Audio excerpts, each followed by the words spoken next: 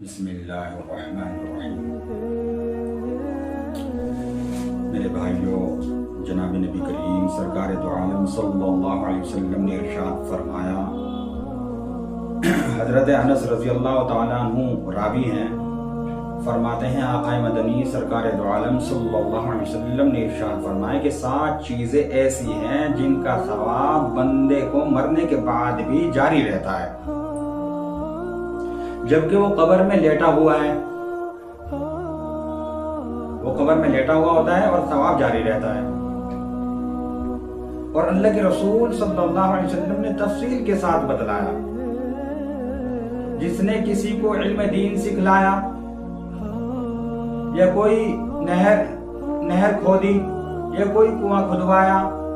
یا کوئی پیڑ لگایا، درخت لگایا، یا کوئی مسجد بنائی، یا کوئی قرآن کریم چھوڑ گیا، یا کوئی اولاد چھوڑی جو اس کے لیے دعائیں مغفرت کرتی ہے، یعنی نیک صالح اولاد کی تربیت اچھی کرے، ان کو علم دین سکھلائے۔ جب اولاد کی تربیت اچھی ہوگی، ان کو علم دین ہوگا، تبھی وہ دعائیں مغفرت کر سکتے ہیں، ظاہر سی بات ہے۔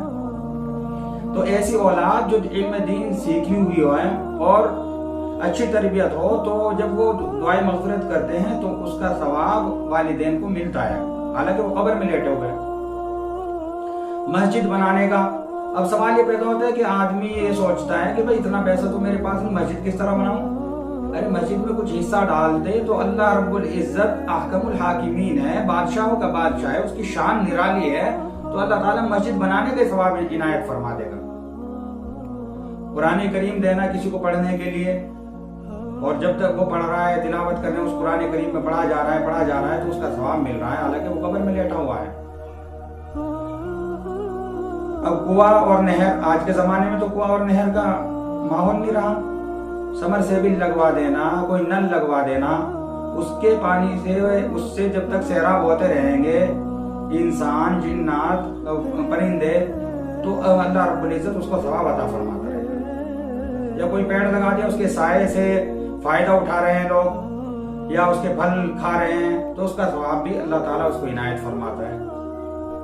علم دین سکھلانا، کسی کو اگر ایک آیت، ایک حدیث، یا کلمہ، یا درود شریف، یا کچھ بھی سکھلا دیا تو اس کا ثواب اللہ رب العزت مرنے کے بعد بھی عطا فرماتا ہے،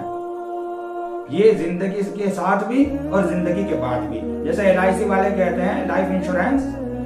کہ زندگی کے ساتھ بھی اور زندگی کے بعد بھی۔ ہمارا تو لائف انشورنس بنا ہوا ہے مسلمان کا، دنیا میں بھی اللہ تعالیٰ ثواب عطا فرماتا ہے، اور آخرت میں بھی، مرنے کے بعد بھی ان چیزوں کا ثواب ملتا ہے۔ اللہ تعالیٰ